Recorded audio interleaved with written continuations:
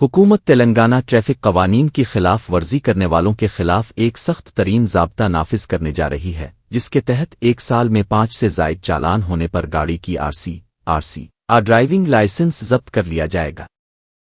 Police محکمہ کی جانب سے تیار کردہ اس نئے منصوبے کے مطابق چالان جاری ہونے کے 45 دنوں کے اندر گاڑی کے مالکان کو اپنی شکایات درج کرانے کے لیے ایک خصوصی گریوینس سیل قائم کیا جائے گا تاکہ وہ اپنے اعتراضات پیش کر سکیں۔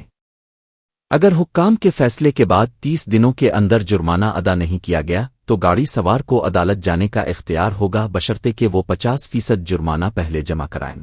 بصورت دیگر انہیں ادائیگی کے لیے صرف 15 دن کی مہلت دی جائے گی۔ سب سے اہم بات یہ ہے کہ چالان کی عدم ادائیگی کی صورت میں نہ صرف لائسنس اور RC منسوخ کر دی جائے گی بلکہ اس گاڑی سے متعلق تمام RTA خدمات بھی فوری طور پر غیر فعال کر دی جائیں گی۔ یہ خدمات صرف اسی صورت میں دوبارہ بحال ہوں گی جب تمام بقایا چالان مکمل طور پر ادا کر دیے جائیں گے، جس کا مقصد سڑکوں پر نظم و ضبط قائم کرنا ہے۔